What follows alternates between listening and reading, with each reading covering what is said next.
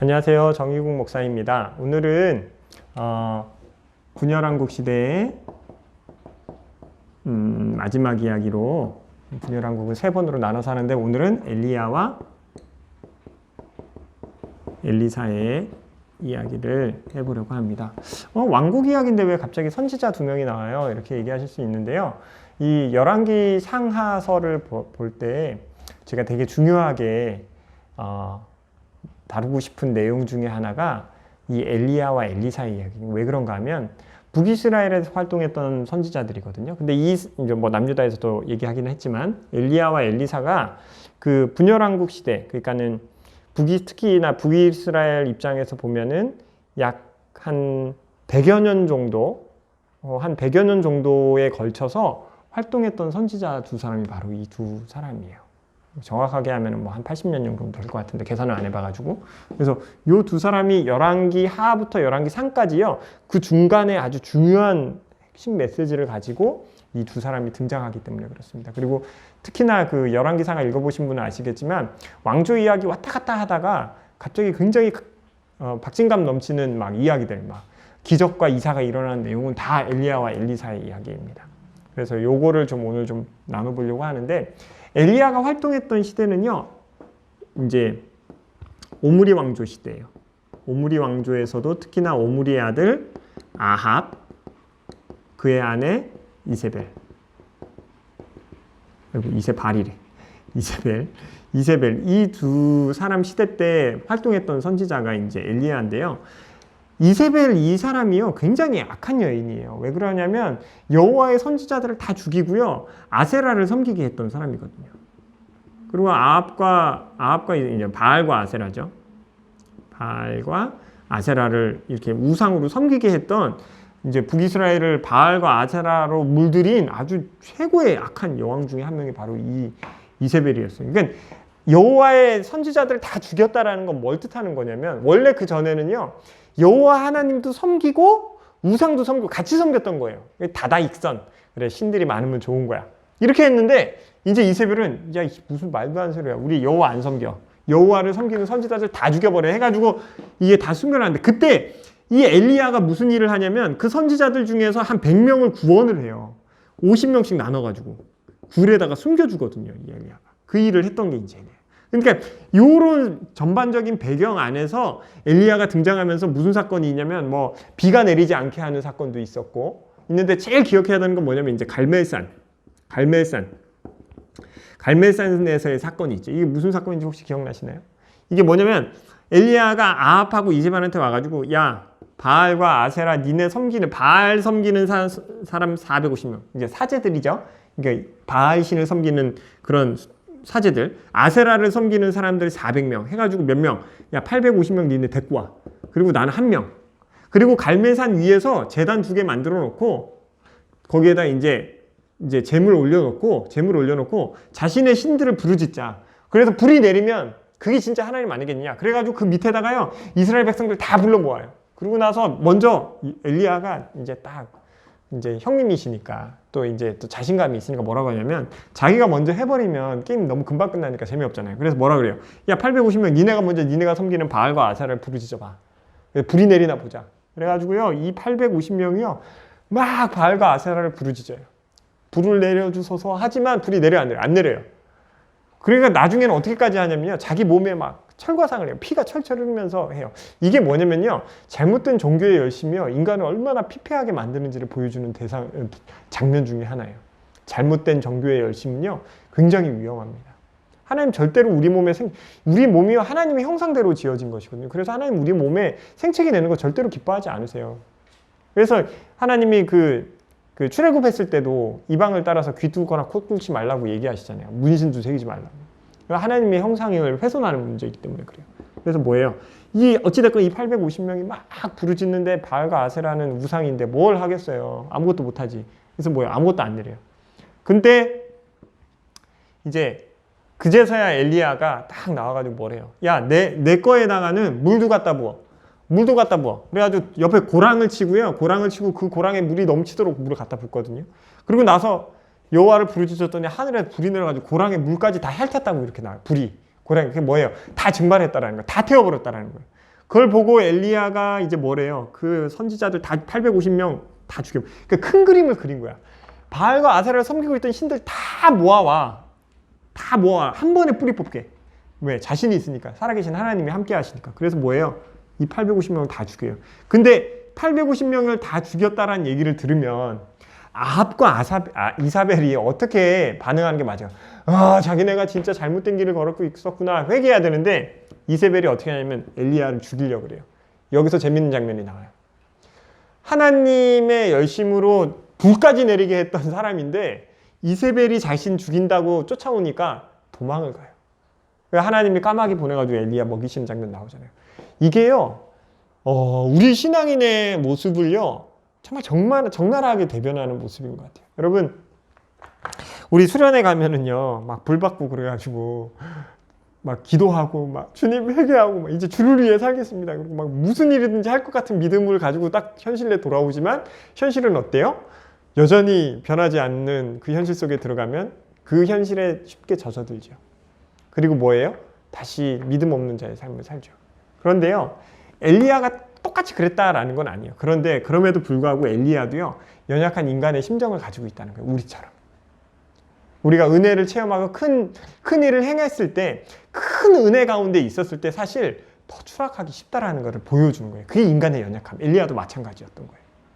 우리가 수련회 가서 아무리 큰 은혜를 받았어도요, 더 추락하기 쉬울 수 있는 게 우리의 연약함이죠. 근데 엘리야도 마찬가지였어요. 그런데 엘리야도요, 하나님의 공급하심으로 다시 일어나잖아요. 그런 것처럼 우리도요, 하나님의 공급하심이 지속적으로 해요. 까마귀를 겨루다가 떡과 고기를 먹이잖아요. 음식을 갖다 먹이잖아요. 그러니까 우리가 하나님의 말씀을요, 영적으로 계속 채우지 않으면요, 우리는 사실 뭐 언제 쓰러져도 이상하지 않은 존재라는 것입니다. 이게 엘리야의 이야기에서 좀 큰 사건들 중에 하나라는 것이죠. 동력자가 있어야 돼요.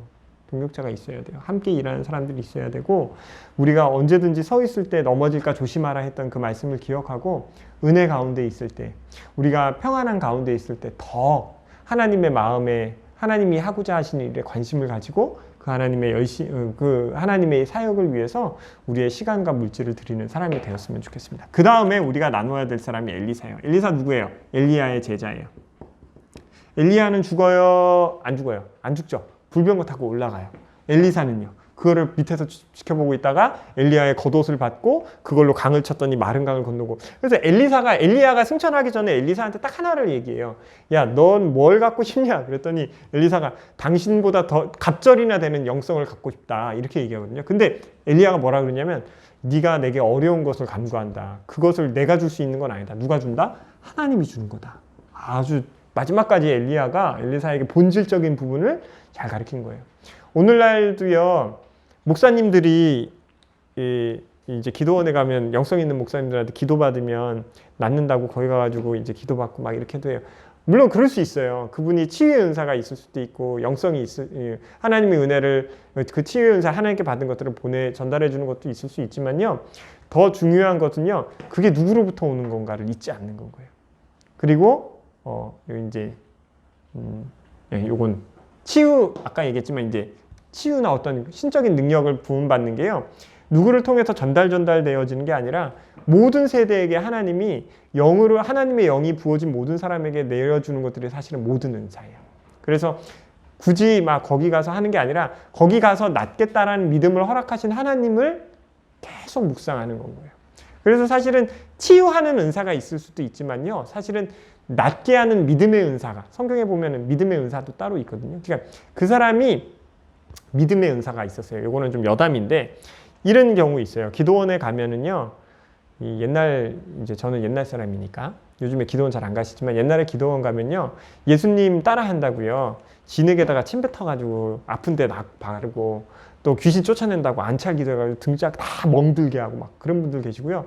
또 심지어는 발바닥 가지고요, 안찰하면 귀신 떠나간다고요, 발바닥 가지고 막 머리 이렇게 밟고 하시는 목사님들도 계셨었어요. 부끄럽죠. 사실은 좀 부끄러운 건데.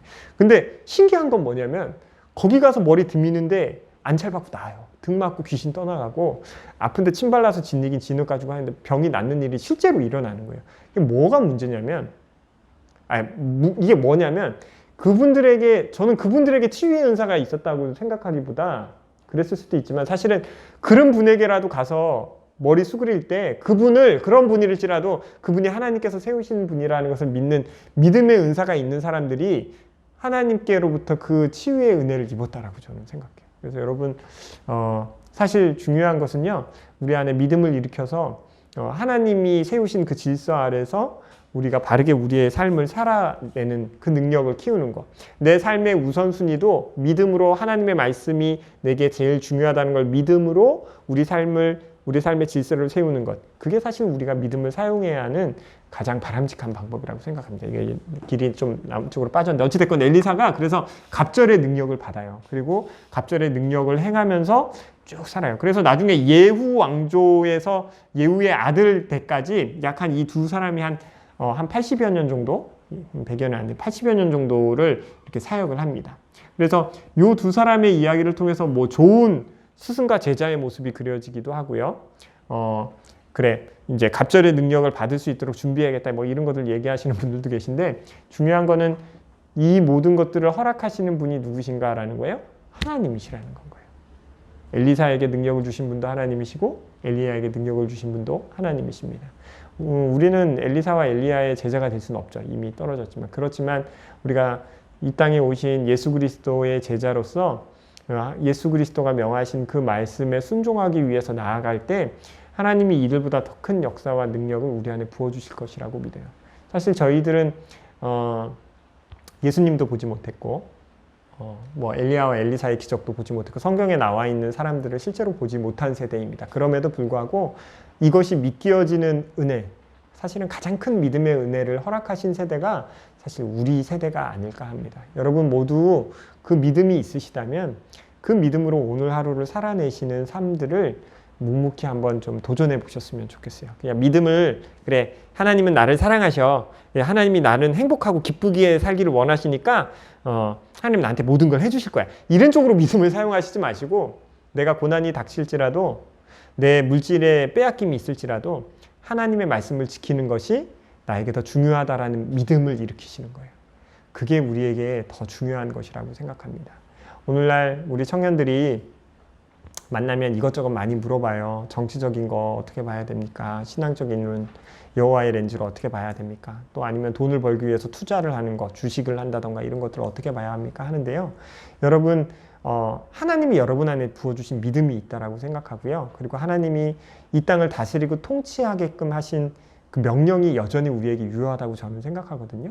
그러면 내 믿음을 가지고요, 내가 잘 먹고 잘 사는 것에 멈추는 것이 아니라 내게 부어주신 은혜가 나와 내 이웃, 내 가족들, 가까이 일하면 가족, 또 친구들에게까지는 어떻게 연결될 것인지, 그리고 또 이 나라, 우리 공동체, 교회 공동체를 통해서 이 나라를 어떻게 회복시키시기를 원하시는지, 하나님의 나라를 어떻게 이루기를 원하시는지까지 생각하는 그런 우리 신앙인이 되었으면 좋겠습니다. 그래서 여러분 가지고 계신 믿음을 이상한 쪽으로 이렇게 돌리지 마시고 내 믿음을, 내게 주어주신 하나님의 말씀을 지키는데 그 믿음을 사용하시는 우리 귀한 지체들이 되었으면 좋겠습니다. 분열왕국 이야기는 여기까지고요.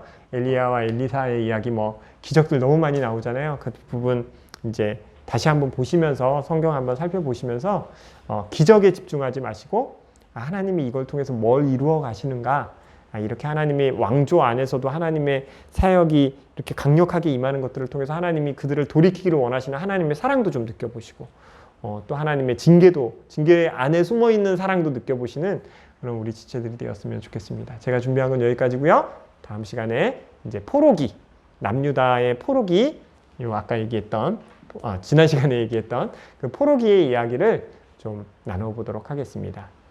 수고하셨습니다. 샬롬.